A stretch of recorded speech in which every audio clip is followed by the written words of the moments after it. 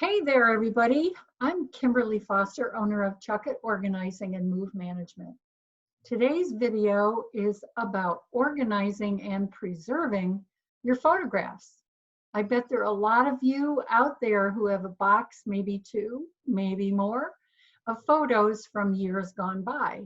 Perhaps you've inherited some and now you're totally overwhelmed.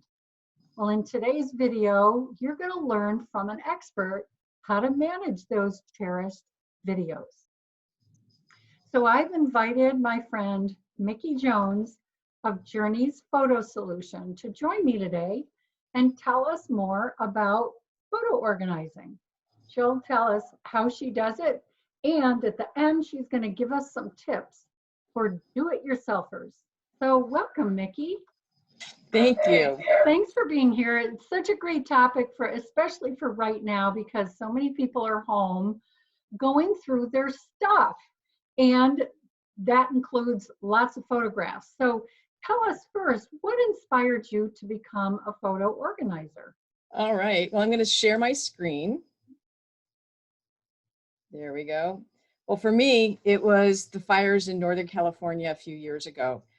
I say I was 7 miles safe.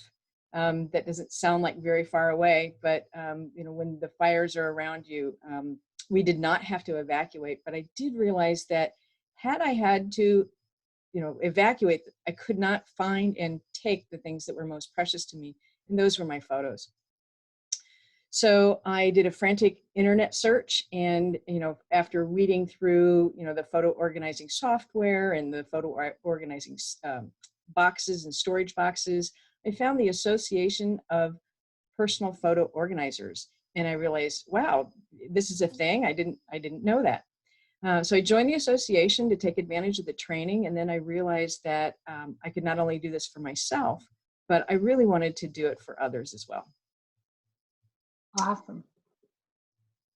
So the first step is really the gather, is really kind of getting everything together. I talk about the photo mess SOS, and SOS stands for Safeguard, Organize, and Share. So the goal really was to get these things, in an order that they could be digitized and backed up so that they were safe. From anything, whether it be fire or flood, or just preserving them for future generations. So I gathered them all together in one place, and you definitely want to get rid of the cardboard boxes. And what I was able to do is get them into containers. Now, I love containers. Yeah, absolutely. And containers aren't the long-term storage solution for photos. You're going to want them in archival quality boxes, but for sorting and the first steps of organizing, it's really important. So what I was able to do is get them in different containers and then label them, so it wasn't so overwhelming, like I had to do everything all at once. I did have a particular project in mind, and that was for my mother's 90th birthday. And so I knew I wanted to start with that.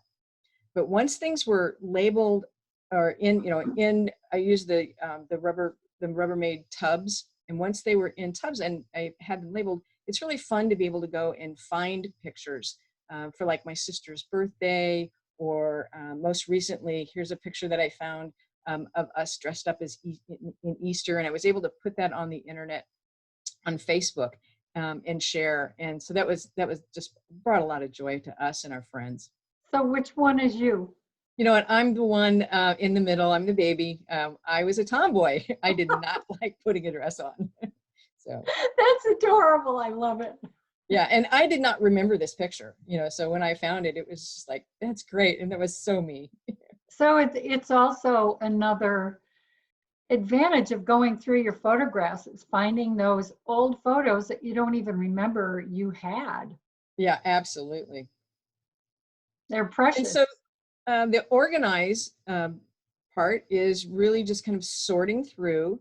And I was doing a timeline for my mother's slideshow. And so I just, kind of sorted them out into different piles. And when you're sorting, we talk about the ABCs. A being the album, or in this case, it was a slideshow, but something that you want to be able to preserve and use. B is for box, and those are things that are definitely worth keeping, but maybe you're not going to use right away. C is can. That means, yes, you can put them in the trash can. Those are pictures that would be the duplicates. Remember years ago when you would get those, you would go, that's right, printed, they have all these free duplicates. Well, you don't have to hang on to those anymore. It is nice to be able to send those prints to friends and family, though, the extras. And then the duplicates, excessive scenery, people that you don't know anymore, people like you don't like anymore, or that you don't like anymore. Right. You can definitely get rid of those and put those in the can. And then S is, does the photo tell a story? So those are what we call the ABCs of photo organizing. And then our S is definitely the share. And there's so many different options now to be able to share your photos once you have them preserved and you know where to find them. This was a slide montage that I did for my mother on her 90th birthday. She did not make it to 91. So this was very, very special for me to be able to do that. But you can do so many different things. Photo books, of course, there's many, many different options for photo books. What I love about that is that when I move people, of course, they want to take all their photo albums with them and pictures, and they have boxes and boxes of them just stuck in closets or whatever. And so I encourage them to work with someone like you to create a memory book, which takes up a lot less space, or put it on a CD or something, so that they have more room for other types of furniture or treasures that they want to bring with them. So yes, absolutely. I love the idea of a memory book. Absolutely, and it's my mother was in memory care, and she didn't remember a lot, but she remembered the name of her cat when she was 7 years old. In this slideshow. So another wonderful reason to preserve these photos is for bringing back memories, because the memory impaired, they just remember the long ago memories. So, right. Beautiful. And really for all of us, to get the stories back into our lives, it's so important. Yeah. A lost art. Right. And this is a collection that is ready to be digitized. And so it's been organized, and then each of the little slips of paper there, Post-it notes, by the way, Post-it notes are photo safe. So feel very comfortable being able to, when you're labeling things. It's much better than, like say writing on the back with an ink pen. We definitely don't want to do that. There are, again, photo safe pencils that can be used on the back. But sticky notes, I use sticky notes all the time. And so each one of these represents a different folder and a naming convention that when I put it through my scanner, this is the folder that it's going to go into. And so it's going to make it very easy to find photos. When you're sorting, chronological is not always the answer. It's whatever makes sense to you. Oftentimes I'll put things together in themes, like when my children played sports, so that would be the children's sports. It's not necessarily a chronological, those football pictures don't have to go into, the 2009 folder, but I kind of gathered all the sports things together. That's a great tip for people. Yeah, so it's whatever makes sense. Right. Or like if you're working on a specific project, then you take them out just for that. Yes, absolutely. Event or project, like your mom's birthday. Exactly. And then this is my setup. I've got a high-speed scanner. That's the scanner in front right here. And that will do approximately 50 photos in 1 minute.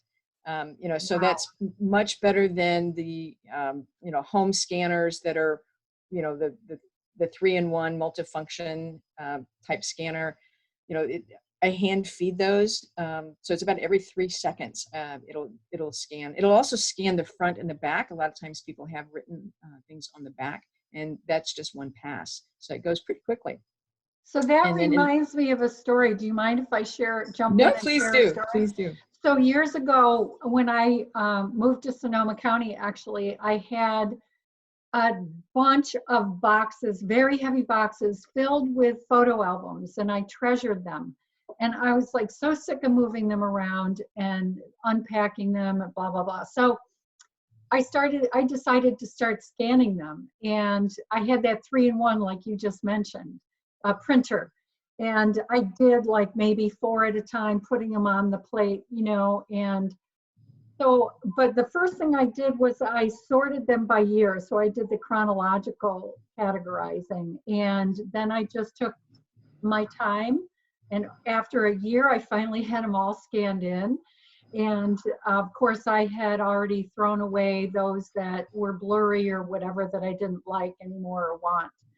And anyway, so then when I went to use one of these photographs for something, I think it was to print it, and I realized that I had scanned all these photographs over a 1-year period in 200 DPI. So since we're looking at your fabulous equipment here, maybe you can tell people what not to do when they're scanning on their own. Okay, DPI is dots per inch, and that is really, a printing convention as far as how much ink is going to go into, an inch. And when we're scanning, an average scan would be no less than 300. That's going to give you a fairly good average scan. We actually recommend, it's an industry standard, is 600 dots per inch. That way you can enlarge it. 72 dots per inch will look fine on digital or on the web, so Right. You certainly can do things maybe a little more creatively rather than printing things out, put together something, digitally, a slideshow that would work out really well, or even a digital scrapbook. So you still have some options. The important thing is you have your photos, you still have, a copy. Right. Actually, when we talk about safeguarding and backing up, we want to do a 3-2-1 convention. So that is 3 copies, 2 different types of media, and then one of them off-site, for example, with the fires or floods or anything like that. Doesn't necessarily mean it has to be in the cloud, but there's lots of different options now for cloud storage. But it could be, I have brothers that really aren't comfortable with cloud services, and so they live in different towns.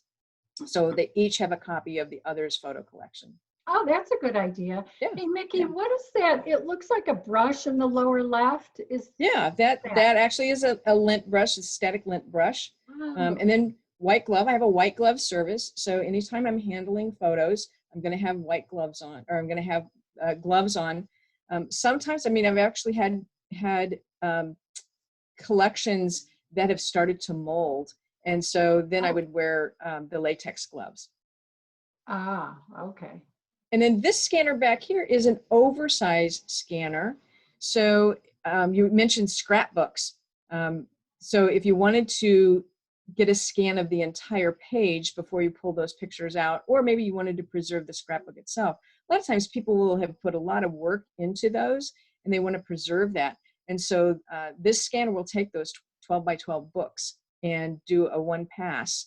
And then it will actually select each image individually, so we're able to really preserve that.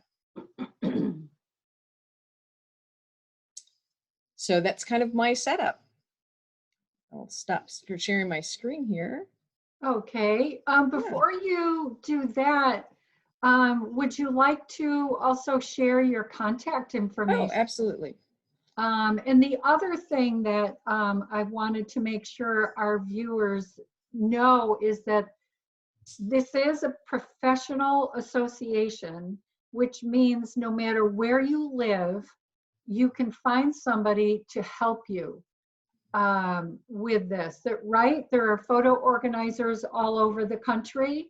Yeah, actually all over the world. And that association is now called the Photo Managers. And so you can just do a Google search of the photo managers, and they do have a directory, and you can look up in your area. Your area, yeah, great.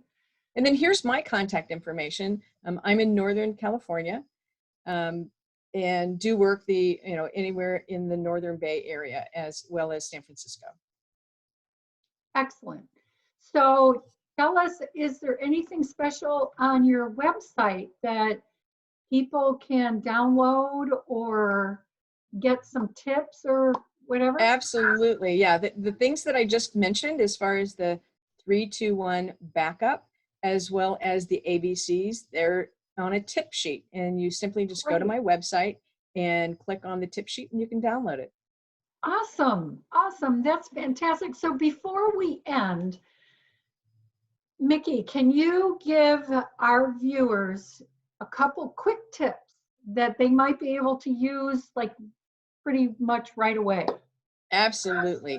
I have my first tip is, when sorting through photos, observe a 2-second rule. I know it's so tempting to think, reminisce and think about those stories, but that's really going to slow down the process. What you want to do during that sort phase is just, get them into piles, and then you'll have plenty of time to go back and enjoy the stories and the memories. So follow that 2-second rule. The other tip I have is, when you're just starting out, back up the digital first. Just get things backed up. Don't wait for everything to be sorted and organized. Get your collection backed up. If you don't already utilize some type of automatic backup on your phone, set that up. There's many different free services. If you need some help with that, look for a photo manager if you're not comfortable doing it yourself. That's a good idea, or I'm glad you mentioned the phone, because for some reason I always think about using my laptop for storing my photographs, but yeah, more and more of us are using our phone for photographs. So Absolutely. Thanks for that reminder of back up your phone photos too. Yes. Okay, great. Well, thank you so much, Micki. This has been great information. So I want to invite the viewers to please comment, ask us questions, or even share your own do-it-yourself stories below. We'll be watching and answering any questions that come up. So thanks again, Micki, for being here today. Well, thank you for the opportunity. I enjoyed it. Okay, so long, everybody.